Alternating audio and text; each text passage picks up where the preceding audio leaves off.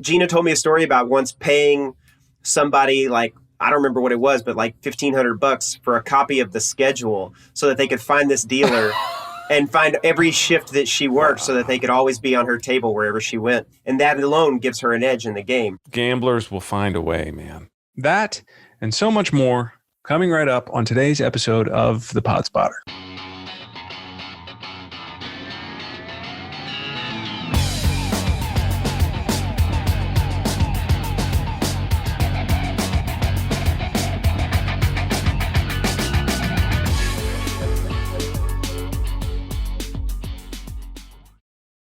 You're listening to yet another riveting conversation on the Webby Honoree Award-winning Pod Spotter. You lucky dog. Have you seen the number of podcasts out there? Don't even look. Just meet me here every Monday. I'll have a brand new pod for you to slip on and try out before you drive it off the lot. Hopefully you find our conversation useful or entertaining. And if you do, tell people to subscribe or follow and listen to our pod. Word of mouth really helps. Visit thepodspotter.com and on Facebook, Twitter, and Instagram at thepodspotter for extra content and info on upcoming shows. Thanks, everybody.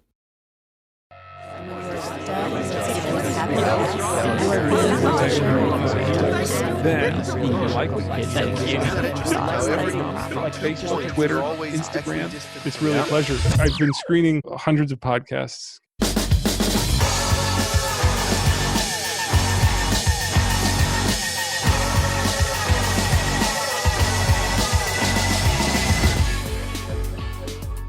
A rainy vacation day in Wildwood, New Jersey always meant the same thing when I was a kid. My mom would have the poker keno board set up before the first drops had fallen. Like many people, my first foray into the world of gambling was ushered in by my dear old grandmother, affectionately called Mum by her grandchildren. But don't let that sweet moniker fool you. Mum was ruthless on the keno board. We played nickel-dime from a jar she'd spend the year filling with loose change from trips to the market. We got to keep what we won, but the winning didn't come easy. Gambling is older than written history. The earliest six-sided dice dates back to about 3000 BC. Playing cards made their first appearance in China in the 9th century AD. The following century ushered in dominoes and lottery. Horse racing, though relatively new by comparison, has been around for over 3 centuries. Made popular first by British oligarchs. Throughout history, games of chance have fallen in and out of fashion, but the basic tenets of gambling have remained.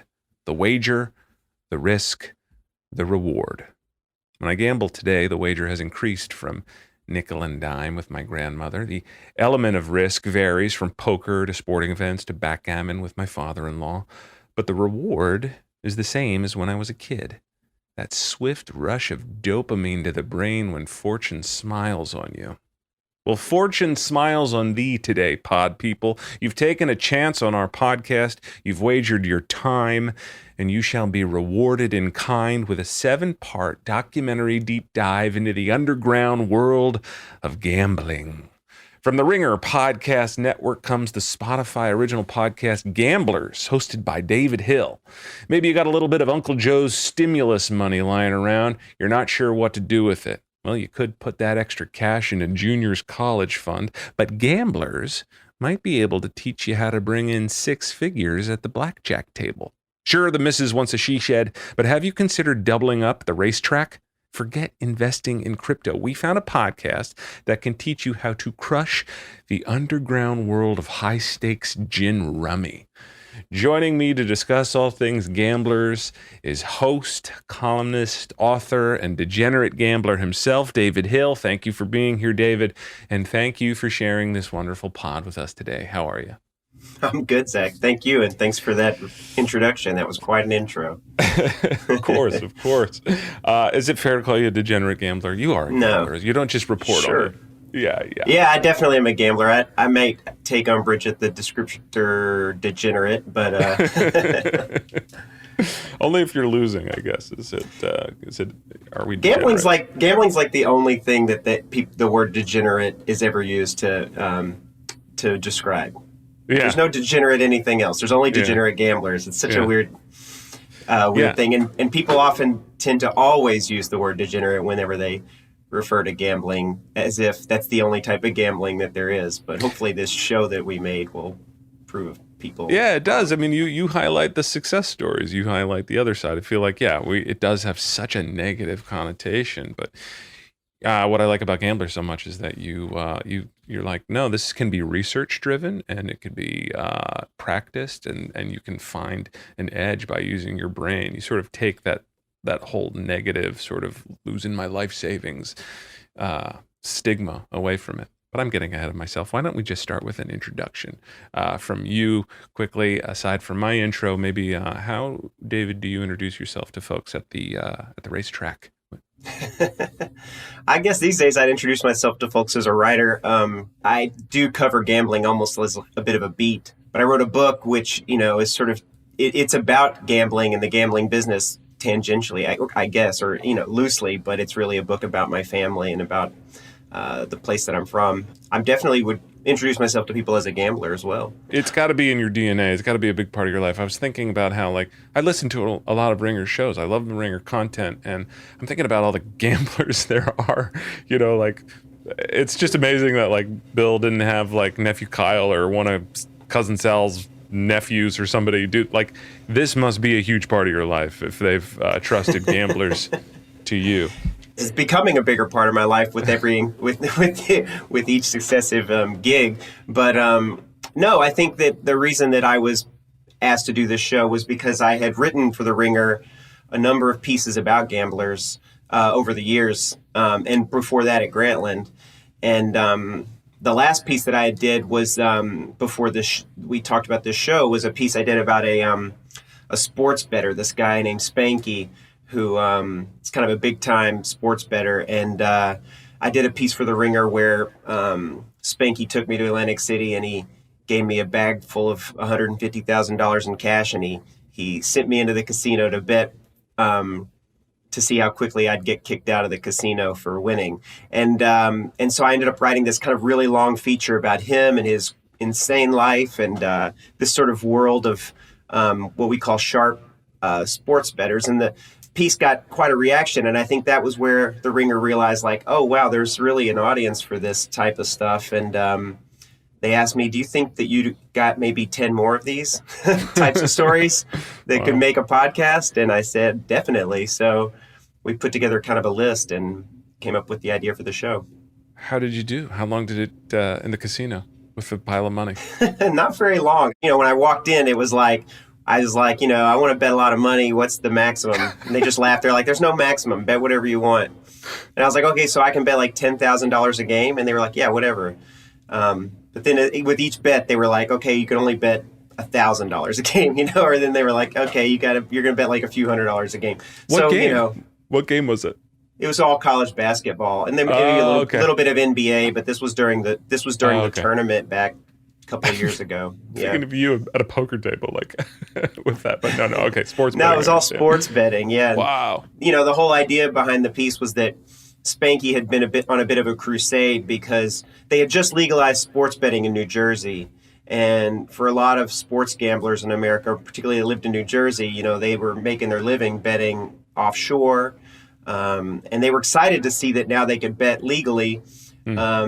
In New Jersey. Well, it didn't take any time at all for all the sports books in New Jersey to kick guys like Spanky out and ban him from betting because he'd come in and he'd win. And he was a little bit pissed about that. So he was a bit on a bit of a crusade. And I said, well, teach me, talk to me. I'd like to write about this. But in the end, I ended up writing more about him. I think in the beginning, I thought the story would be kind of about this idea of sharp sports bettors getting banned for winning. But in the end, I thought that it was better just to sort of profile this guy and his life. And ultimately, that's what I think I'm more interested in. I mean, even the show, you can see that, some people I think listen to the show and think it's a show that's going to teach them secrets or tips about how to gamble. But that's not what I'm interested in at all. I'm interested in these people's lives, Yeah. So the cops come 20 minutes later, and they come in the back room, and they just railed on us. And I started winning money, and I was winning so much, so fast. It was just unbelievable. It was the funnest, best rush, most natural high I've ever had in my life. This is a podcast documenting the underground lives of 6 different professional gamblers. People who play games for money for a living, who live their life by their wits and wagers, who bet big on themselves and won. From Spotify and the Ringer Podcast Network, my name is David Hill, and this is Gamblers. I couldn't believe how many locations you were actually physically in. There's not a lot of 2020 podcasts where humans are at locations like this in casinos. Were you able to wrap it all up before COVID shut everything down?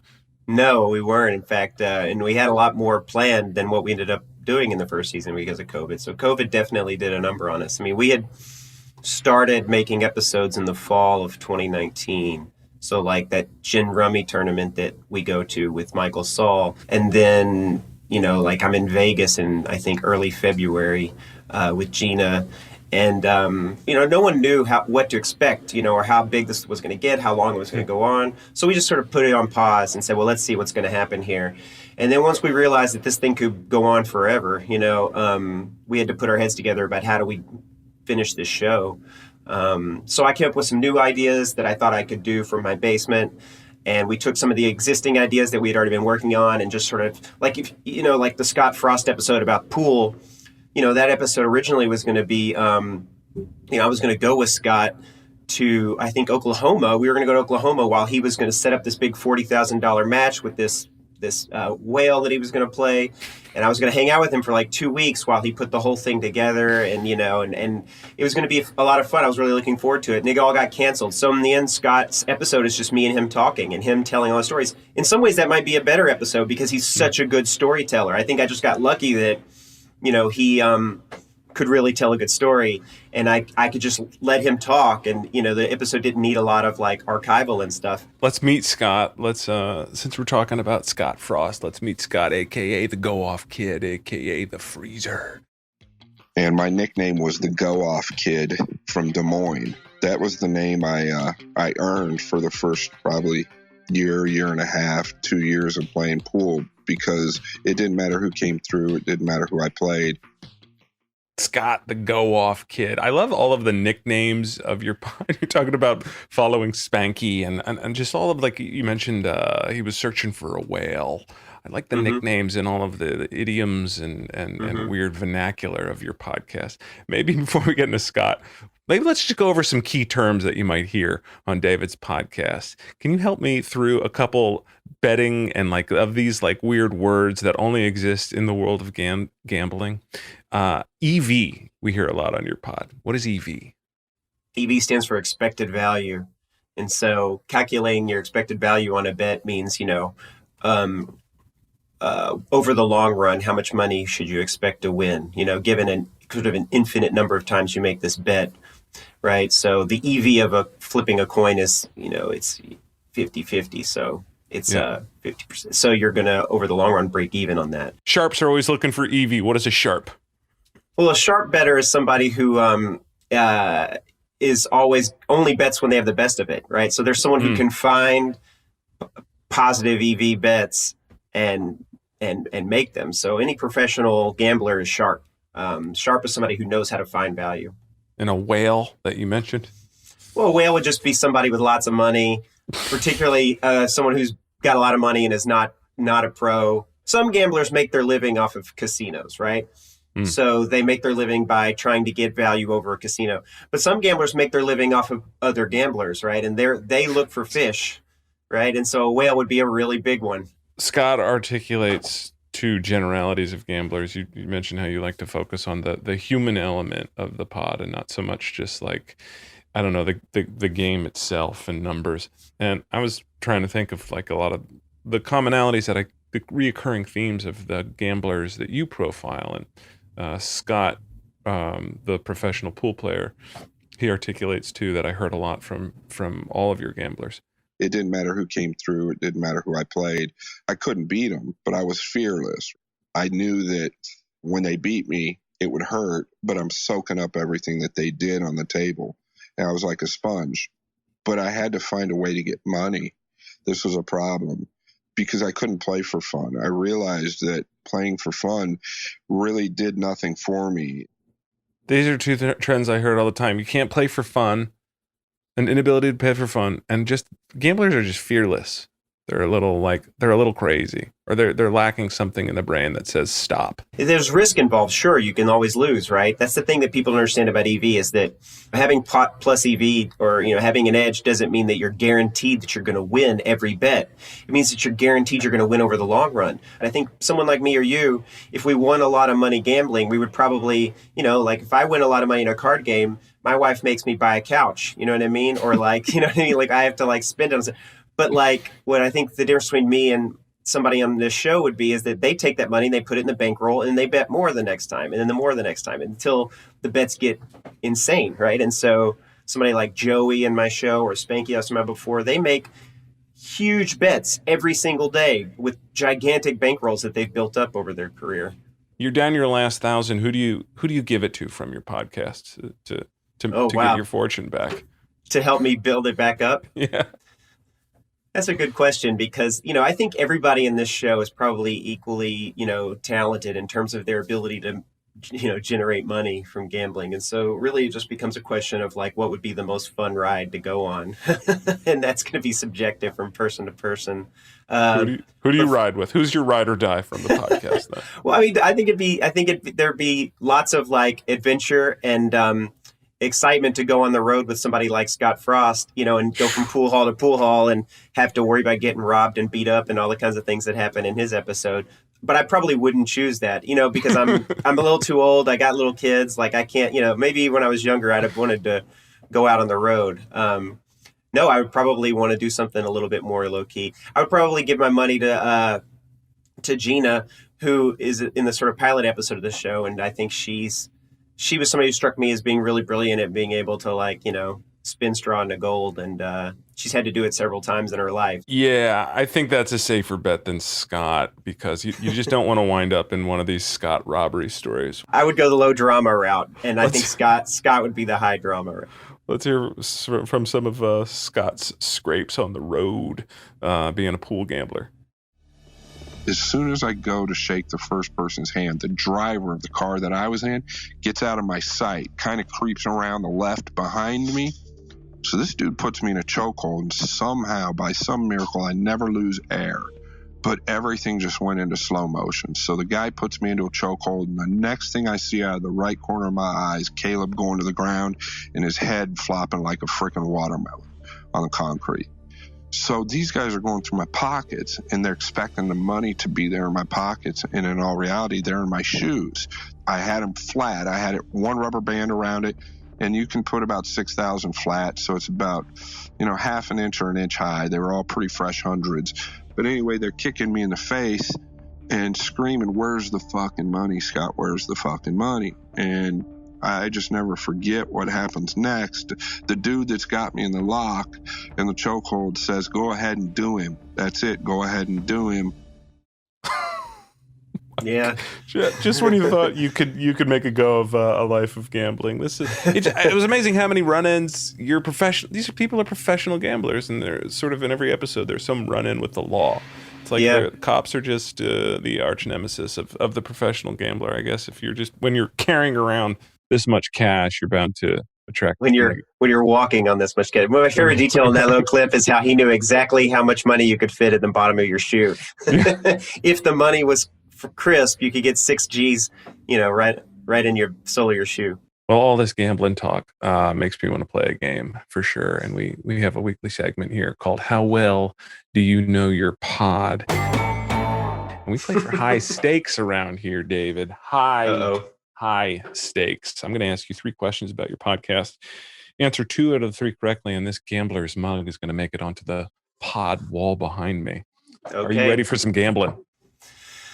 Ready as I'll ever be, I suppose. What is the Ben Hogan quote about luck from the episode "The God of Rummy"? The more I practice, the luckier I get. Whoa, didn't even skip a beat. Let's have a listen. Yeah. I told him the Ben Hogan quote, "The more I practice, the luckier I get." Okay. 1 out of 1. Not bad. Let's go on to question number 2. What is the big book of cheaters named from the Gina Fiore episode? That's the Griffin book. My God, these are softballs. What the heck? Also known as the Black Book. Let's listen. The Griffin Book is a death sentence for professional gamblers. Once you're in the Griffin Book, your name, photo, aliases, associates, and any other info they can put together on you is shared with every casino, who will then refuse to take your action. Compiled by the security company Griffin Investigations, it began as a list of known cheaters. But as card counting grew in popularity, the company added card counters to the book, even though card counting isn't cheating. And despite Gina's predicament that night, it isn't against the law.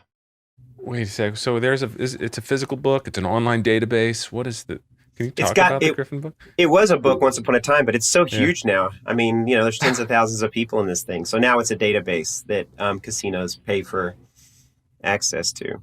But yeah, I mean, it's once upon a time it was physical, sheets with like photos and aliases, and I've seen pages out of it seen physical pages from the older days. But yeah. And it just keeps getting bigger and bigger and bigger. Yeah, I bet. The only way to get out of it is to die. Jeez. How is it verified? Is it somebody walking, like, I guess if you just get caught cheating, they use the book to reference if you're in it, or is there like facial recognition when I'm walking into a casino? Is there something like matching me to the database? Yeah, pit bosses will, if they suspect something's going on, they will then go and reference the database to see if they can find you. There is facial recognition software and these facial recognition like cameras in casinos today. I think that some people are spooked by them, but I've heard from other folks who work in surveillance that they're pretty ineffective. Right. While you're there, they're checking all their photos and looking you up and down. This is why a lot of blackjack players wear disguises. They'll grow their beards, shave their beards, dye their hair, Monocle. Wear big hats. Yeah, they do anything they can to try to evade detection by pit bosses that may recognize them from the Griffin Book.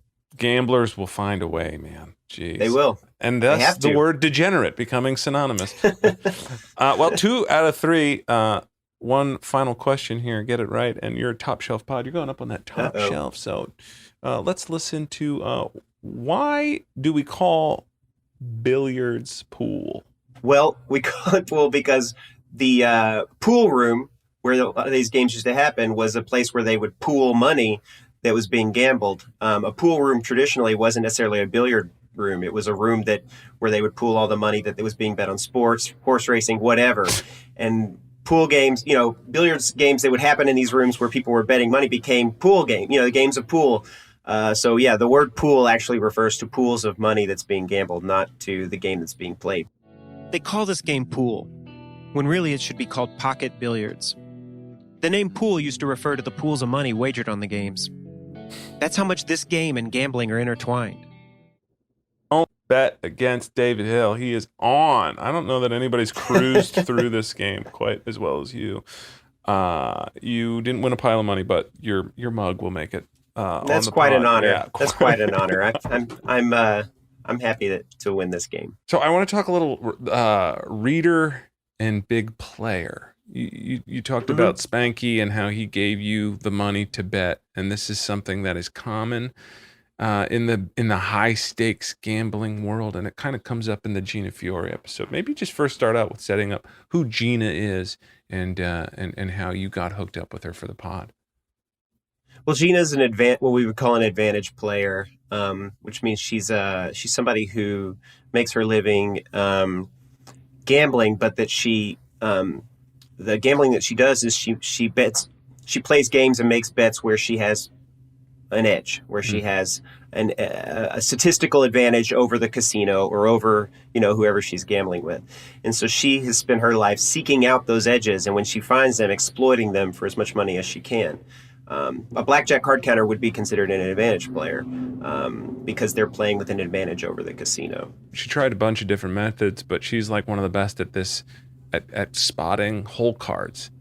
Right. She's a hole carder. That's where she made a lot of her money, was from hole carding. And hole carding means that she could see the dealer's hole card during a table game in a casino. I don't really understand that still, even after listening to the podcast. They go to such great lengths to mask the hole cards. How she talks about the first time that she saw one, and how does anybody get to see a hole card? Well, it's incredible. I watched her do it, and I couldn't figure it out either. And I also had a magician who is sort of an expert in this stuff, demonstrated for me as well. And it was, and he was able to sort of slow it down. He had his own little casino set up in his house. He could sort of show it to me in a more laboratory type setting. I watched Gina do it in a casino. But it's a combination of two things. The easiest way to hold card is to find a dealer who's incredibly sloppy about the way they handle their cards, right? So if they're holding the card up at the wrong angle, or they're holding it too high or something like that, that makes it easy for someone sitting at a certain spot of the table to see it, that's the simplest way to do it. There's really not even any skill there. You just find that dealer. And what a lot of professional hole carders do is they find a dealer who has that weakness, and they just follow this person around. I mean, Gina told me a story about once paying somebody, like, I don't remember what it was, but like $1,500 for a copy of the schedule so that they could find this dealer and find every shift that she worked so that they could always be on her table wherever she went. So that's like the most rudimentary way to do it. But I mean, I think Gina, she's so good at it that it's not, she doesn't even need the dealer to be particularly weak. I mean, she can tell what a card is just by catching a faint glimpse of an edge of the card. There's a way that the pip patterns on the cards that you can tell because of the way that, say, the hearts on an 8 of hearts are always going to have a certain number of hearts on one edge of the card. So if she can count the number of pips that are on one edge just by getting a glimpse, she can at least narrow the range of what that card could be down to like 2 cards. And that alone gives her an edge in the game. And this is that weird gray area. Like, that's cheating, right? Isn't that? It's not. I mean, so in the episode that magician I was talking to, he's an expert on casino cheating and cheaters, and he's been a consultant to casinos before. And he says in the episode that the law says that if you don't do anything to aid yourself in seeing that card, right, use some sort of electronic device or some other kind of device like a mirror or what they call a shine, if you're not doing anything to see it and you're only seeing it because of what the dealer has done, then in Nevada that's considered it's not considered cheating or illegal. I mean, the information is there in front of you on the table. It's no different than if the dealer had, had the card face up. You wouldn't say that you were cheating because they were supposed to have it face down. They screwed up, right? So this is this is what the law says in Nevada, is that if the casino makes that mistake and you took advantage of it, then you didn't cheat. It feels very much like we just did we profiled the Houston Astros cheating scandal of 2017. It feels very much like baseball's sort of unwritten sign stealing thing, where it's like, it's not really cheating unless you use an extra device to gain that advantage or that knowledge. And so it's just kind of baked into the world of gambling that if you can find an edge just using your human brain, you're fine.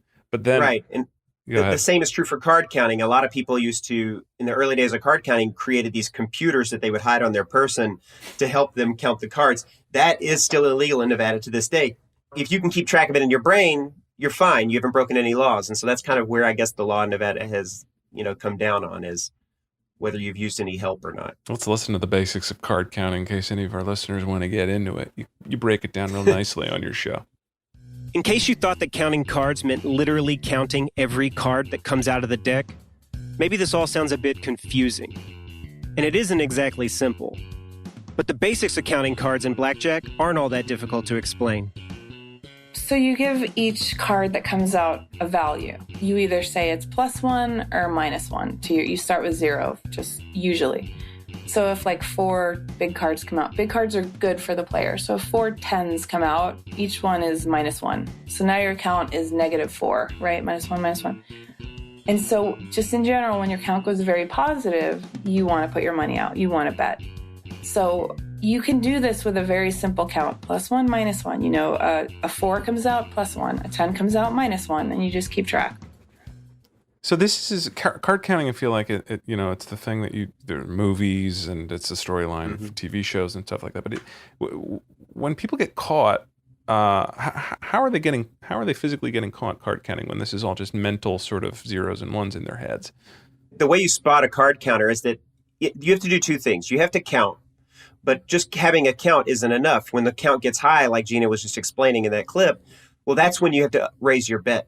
Right? Mm-hmm. So if you just bet the same amount, what they call flat betting, if you just bet the same amount on every single hand, it won't matter that the count is getting high or low. Because on the low counts, that you're going to lose, and on the high counts, you're going to win. And in the end, the casino's edge is going to grind you up. So the second piece of the puzzle is that for the card counter to get that edge over the house is they have to jack up their bets when the count is in their favor. Well, that's how they get spotted. And so the big challenge for a card counter is how to get away with that piece of it. How do you spread your bets? And that's where big players come in. That's where having team play comes in. Card counters have developed all these ways to work as a team so that one person's making the bets and the other person's counting or whatever, because that's how the pit boss is going to pick you off. If you're sitting at a table and you bet $5, $5, $5, and suddenly you're betting $500, well, you do that enough times and the pit boss is going to come over and he's going to flat bet you if you're lucky, which means he's going to say, you got to pick a bet and that's all you can bet. Or he may just bar you from the casino and push you off. So that betting variance is what can get you in trouble. And that's what eventually got Gina in trouble at a casino, how she ran into some trouble with security. And eventually they were like, hey, you're cheating. They kind of strong-armed her. They muscled her a little bit. Yeah, the stories in Vegas there's lots of stories in Las Vegas of people who have been what they call backroomed for card counting. Even though card counting is not illegal, casinos hate it. So their security will detain people and hold them to try to get their information and whatnot. And sometimes the police will even help with this, which has been a source of real frustration for gamblers. But I got this lawyer in her episode who talks about how much money he's made suing casinos and suing the police over these kind of unlawful detainments. But yeah, I think that this is why she turns to hole carding, because what's so beautiful about hole carding is you don't have to worry about that piece, right? About about varying your bets so much.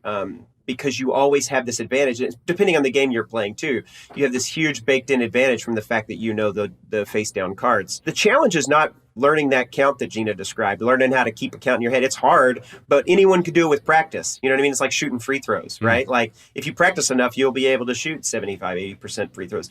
So you can practice this and learn how to count cards. What's hard is getting the money, is using that skill to then get a lot of money. And that requires a lot of ingenuity, creativity, a little bit of, insanity sometimes. So this is why, and it requires you to stay on the road because you're going to have to play at a lot of different casinos. You can't sit at your local casino and make a living playing blackjack, counting cards. They're going to tell you you can't. And that's one of the sort of recurring themes in all these episodes is that if you are playing a casino or a sports book and you're winning, they're just going to tell you can't play here anymore. You're going to get no more action. They're going to say you win, so you can't play. You can teach someone card counting. I understand that, how you can do the plus and the minus and the thing and the thing and the thing. But how do you teach hole carding? Hole carding seems like a whole metaphysical, was she able to teach you like what to look for or how to hole card exactly? Because it seems like it's just luck of a shitty dealer. Casinos these days are unveiling new games all the time. They're always trying to create new table games to see whether they can come up with something that might be the next big thing, right? And to generate more.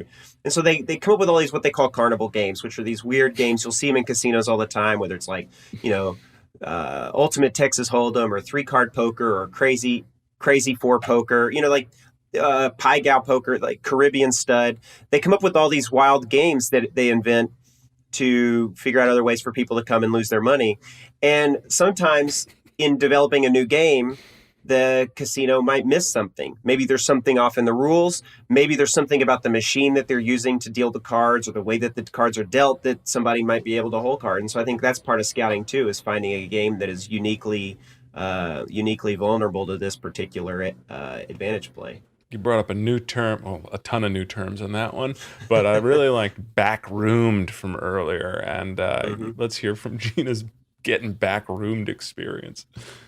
So we're walking out the door of Ellis Island Casino and security says stop. And so you don't have to stop when security says stop. So we walk into the parking lot and next thing I know, this guy's slamming me on the ground and he's got my arm behind my back. So I have my phone in my other hand. And so I remember reading this on BJ21 and it sounds kind of ridiculous, but I called 911 and I was like, Ellis Island security is kidnapping me. And then my phone goes flying. So they put us in a back room and they handcuff us to the wall. Yeah, I'm good. I think I give up on the professional life of gambling. You mentioned earlier, you got kids. You can't. I'm not following any of these people around. But what is that another sort of commonality of professional gamblers. You got to be lone wolves. You got to kind of be in this yourself. You can't be dependent upon other people, because if you're thinking about, your kids or the thing and the responsibility, then it's going to affect how you play your game. A little bit, yeah. And also you have to travel a lot. I think that being on the road and traveling is a big drain on folks that have families. It's not to say that people can't pull it off or make it work. It just makes it harder. It's a harder choice for folks when they get to that stage of their life to stay on the road. But I do think that, it's interesting because I feel the same way that you do, right? Like I hear these stories and I'm like, I'm good. I don't want to it's not worth it to me to make all this money if it means that I'm constantly looking over my shoulder, that I'm going to get arrested, or that I'm going to get, handcuffed to a wall somewhere, or robbed and beaten up.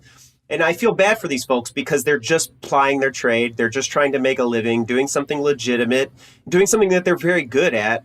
And they're constantly, getting sort of waylaid, from all sides, from whether it's criminals or law enforcement.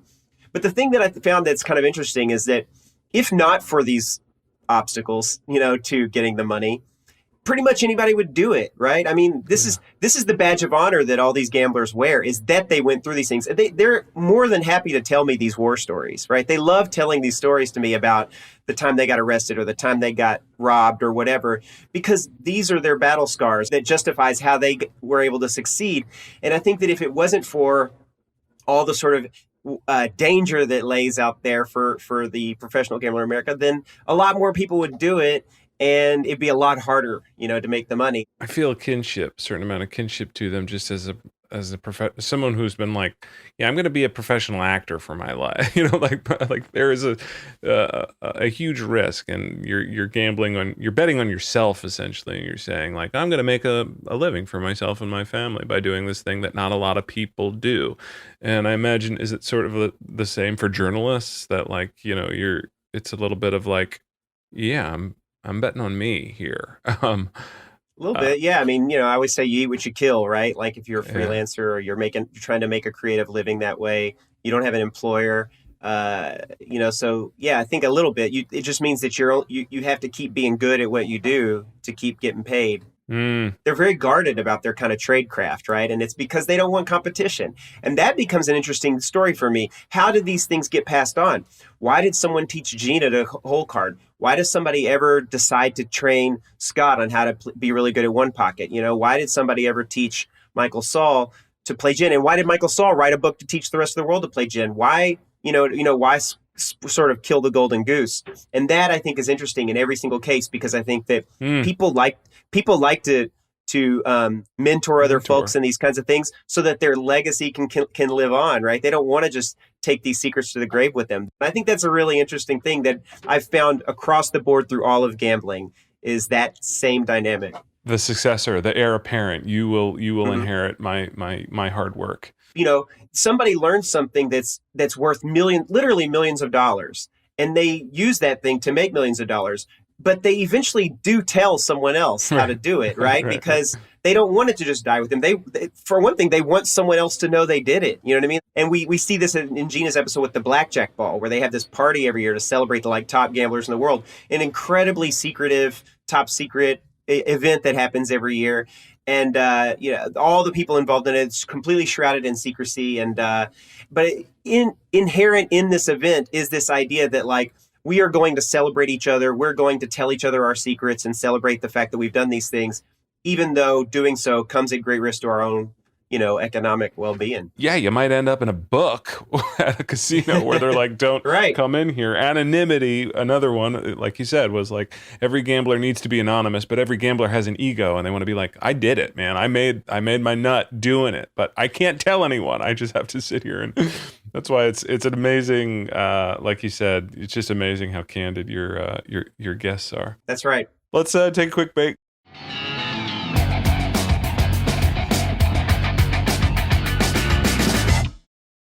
We're here to fill the role of looking for great content for you. If you like this show, please check us out, subscribe, follow, visit thepodspotter.com, and on Facebook, Twitter, and Instagram at thepodspotter for lots of good stuff. Please leave a review, subscribe, rate, judge us on Apple Podcasts, help spread the word. We release every Monday with a review of a wonderful new pod, and we're just going to keep going. plowing ahead, whether you're listening or not. If you have suggestions for pods to feature, drop us a note on any of those social media platforms or at thepodspotter.com.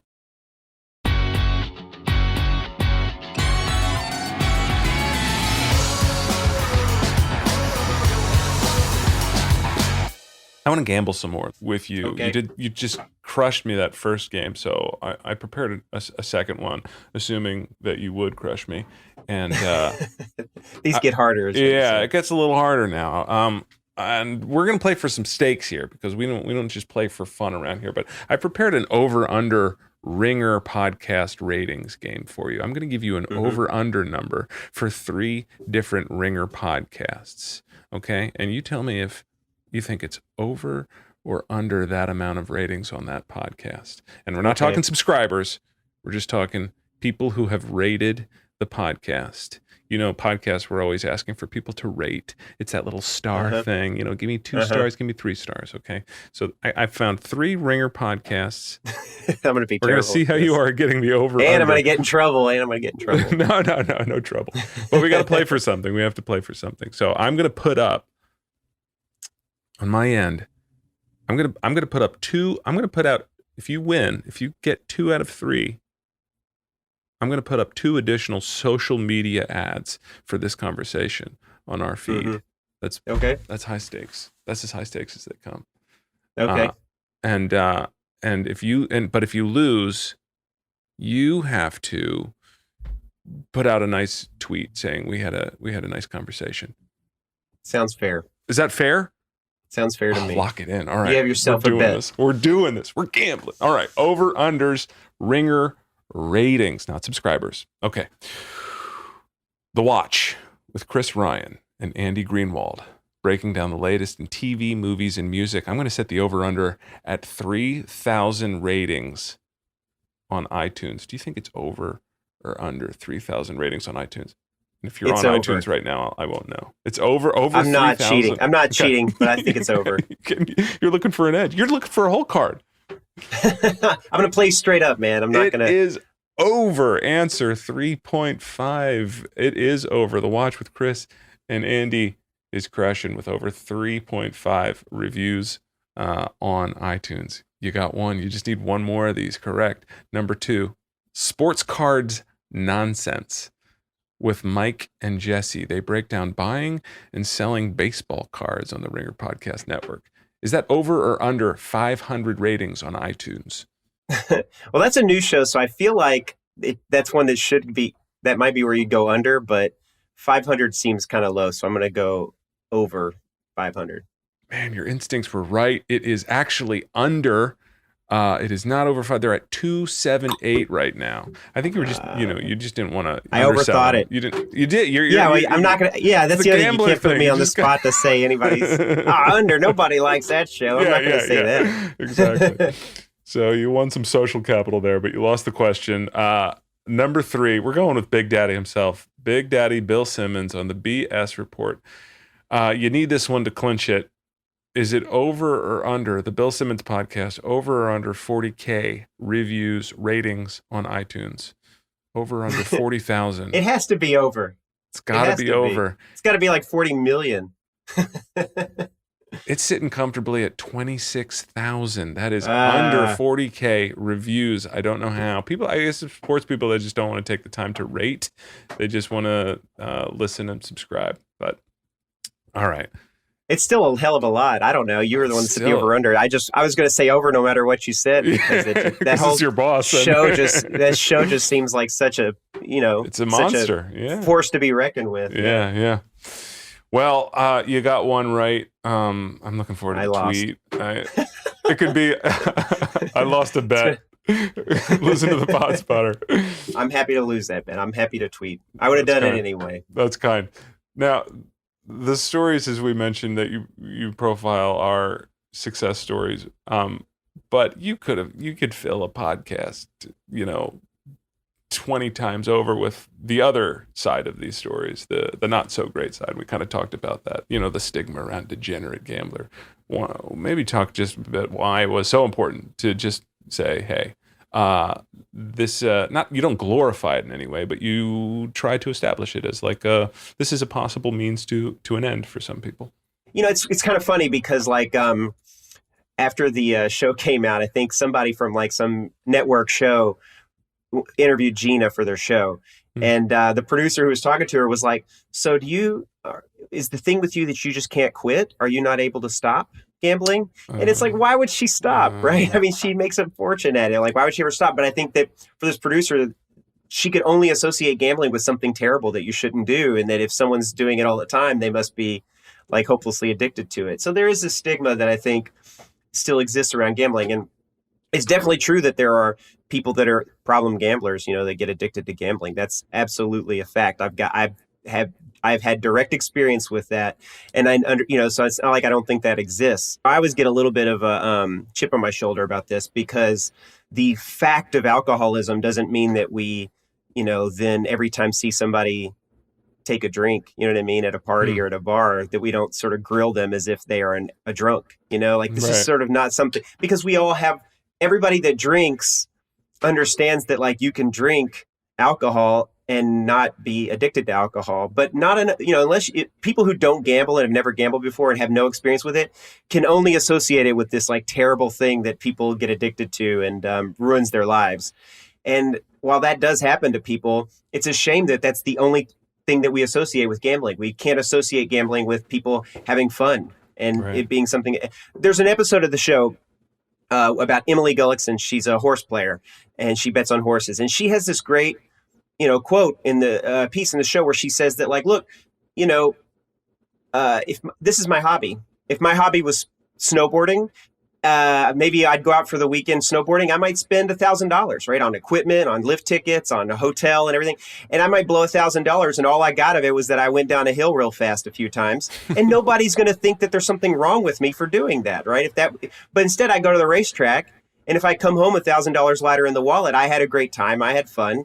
But people think that because that somehow that money was like, wasted in some sickness that I have. And that there's this real disconnect that I think people who don't gamble, they can't associate it with anything fun, with anything that could bring people joy and pleasure in their life, because they can only think about the worst case scenario. And I feel like I have a little bit of chip on my shoulder, but it's hard for me to articulate that because it feels like I'm being dismissive of people that do and sadly get addicted to gambling, and it really can ruin people's lives. And it's also something that we learned from, like, as I mentioned in the intro and you talk about in your pod, it's like, it's family. Gambling is like, for me, it was like my grandmother taught me. A lot of people's meemaws taught them how to gamble for the first time. And like, I just love a poker game. I love sitting around a poker game. I like the social aspect of it. I think there's community there and camaraderie. And you're right, it does have this negative stigma.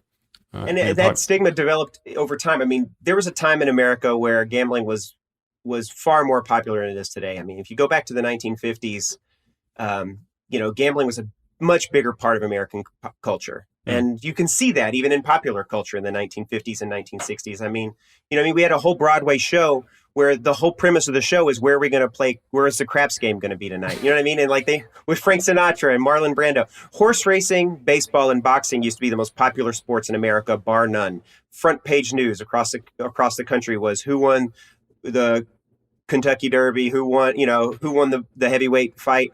That's because people gambled on those things. That's why they were so popular, those sports, Well, there's also like the you don't talk about luck at all. Like not at all, but you don't get into superstition or any of that stuff on your pod that much. And I think when people think of gambling, like they think that, it is this mystical, you run hot or you run cold, and you don't really get into superstition or that, because all of your successful gamblers are statisticians and they're thinkers and they've found an edge. But I guess I'm curious if any of them did have any noticeable, like, I don't know, any weird sort of superstitions that they did before they showed up to the racetrack or before they played a game of gin rummy.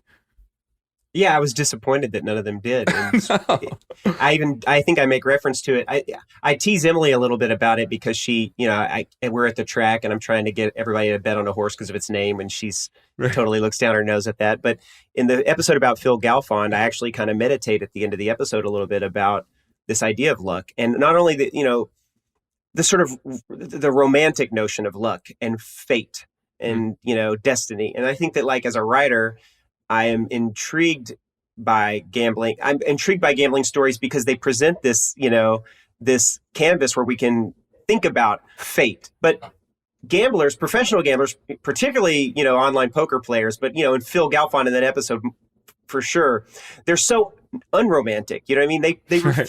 They refuse to engage in any of this kind of talk. Not even for the fun of the podcast will they even allow themselves to imagine that maybe there is such a thing as the poker gods who shone upon you that day, who brought fortune to you and failure to your opponent. They won't think about, athletes in sports, they love talking about that shit, right? They love saying that, like, today was my day, God shined on me today or whatever. We were lucky today.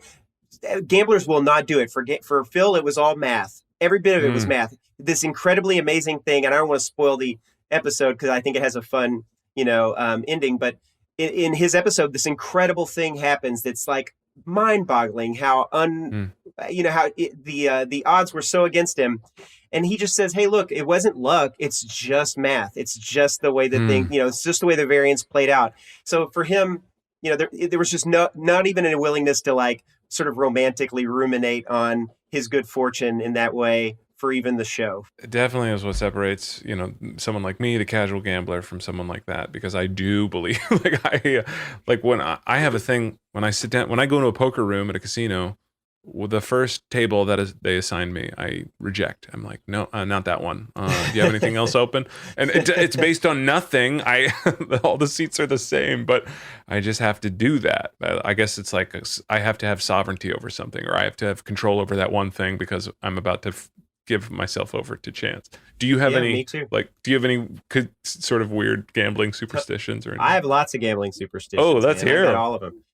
Well, I won't take a $50 bill. I think, I think a lot of gamblers won't do that. What is that one? Don't take a 50? Yeah, I won't touch a 50. 50, that's bad mojo. You do not want a $50 Why? bill. What's wrong with a 50? They're just bad luck, man.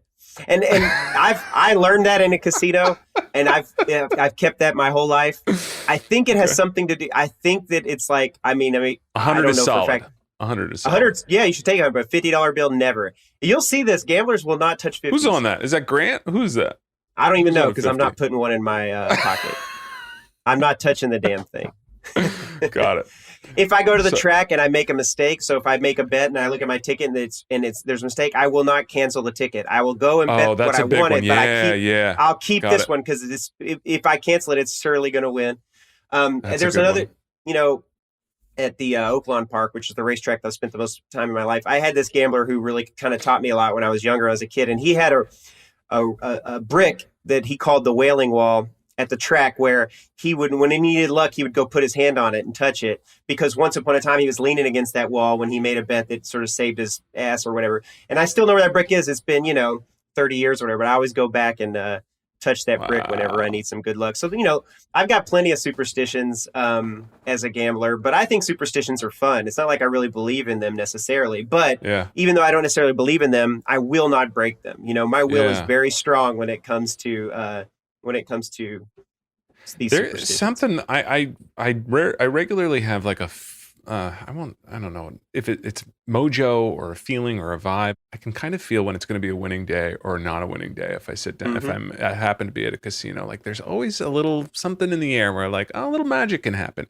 And there's consequently other times where I'm like, man, I don't know, I had a bad dinner and I'm not really into this. I'm probably going to lose my money. And sure enough, I, shell $100. Like, well, this is the premise of the great Richard Dreyfuss movie, Let It Ride, where he says, it's a movie. It's a horse racing movie. It's a classic, and they talk about how you could be walking around lucky and not even know it. His character says, "I got to make a bet every single day because I might be walking around lucky and not even know it." That's like his, but that becomes the premise of the movie, is that on the day of this movie, he is walking around lucky and he cannot lose. No matter what he does, he happens to win everything that day. But it's a good practical maxim to live your life by, is make a bet every single day, because you never know.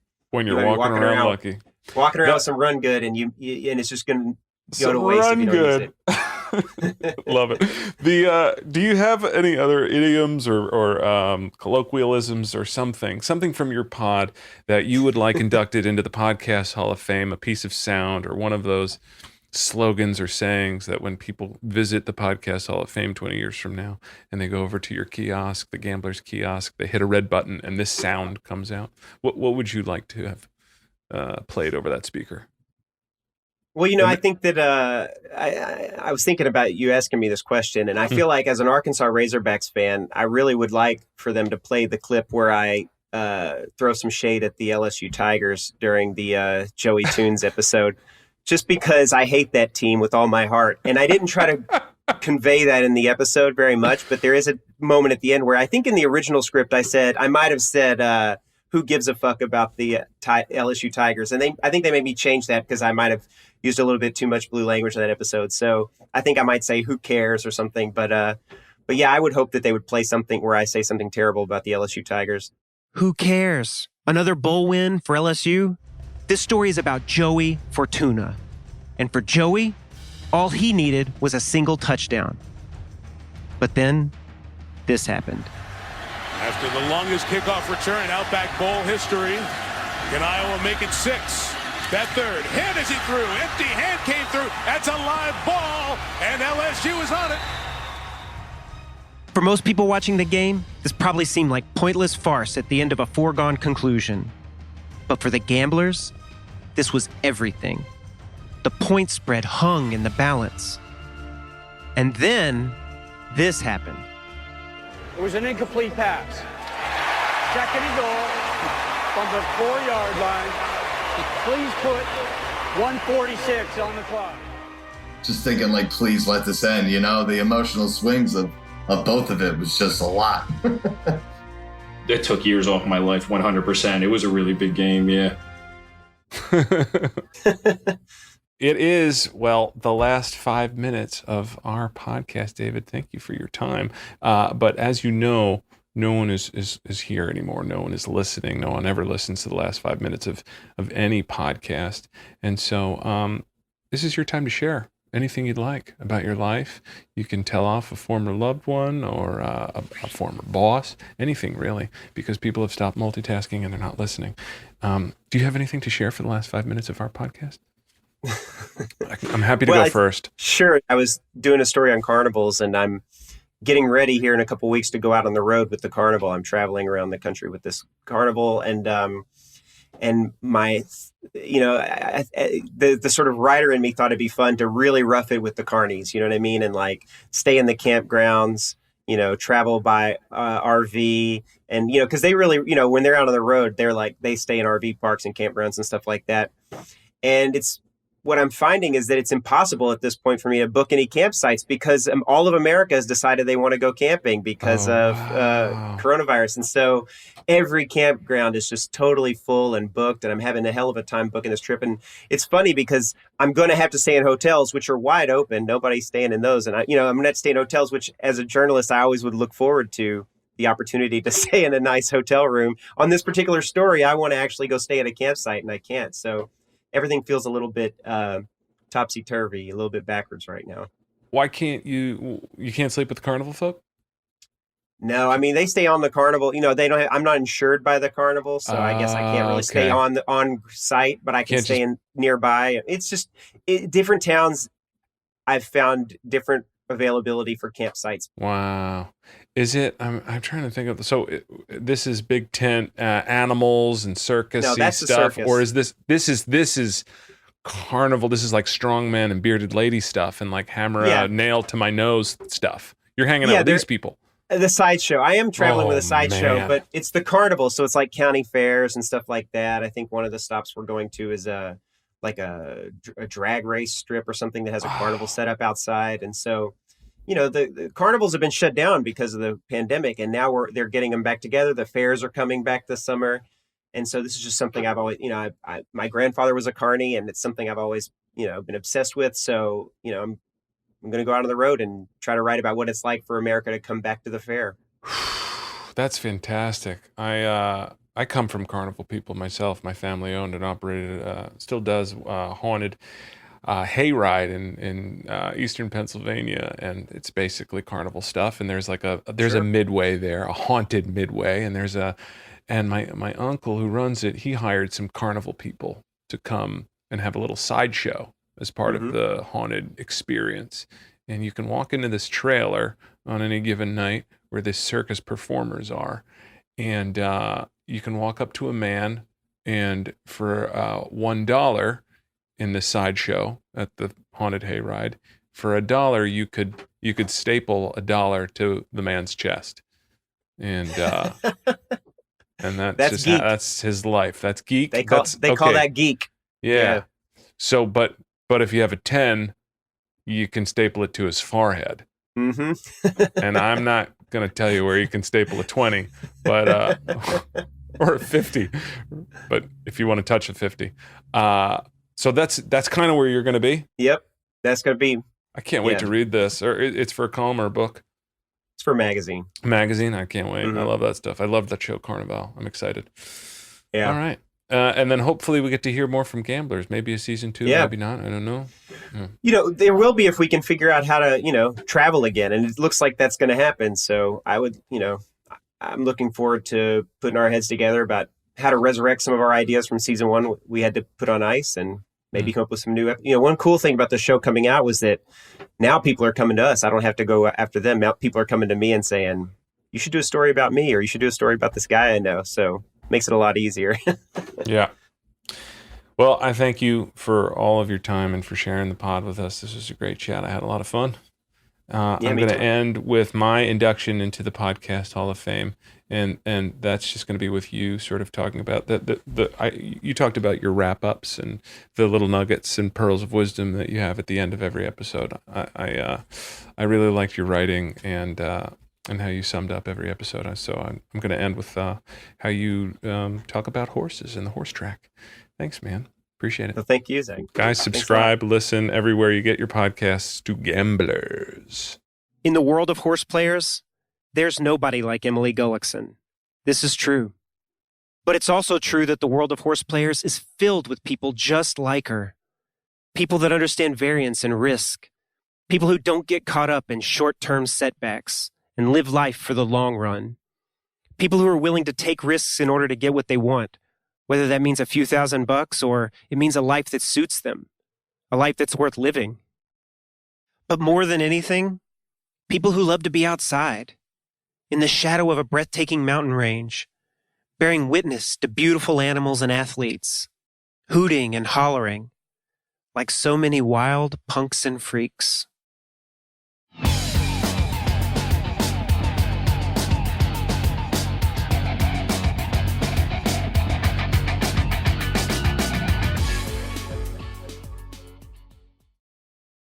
We're always looking for new suggestions on a fresh batch of pods. Tell me what you're listening to and what hosts you'd like to hear from via thepodspotter.com or Facebook or Twitter or Instagram at thepodspotter. Thank you.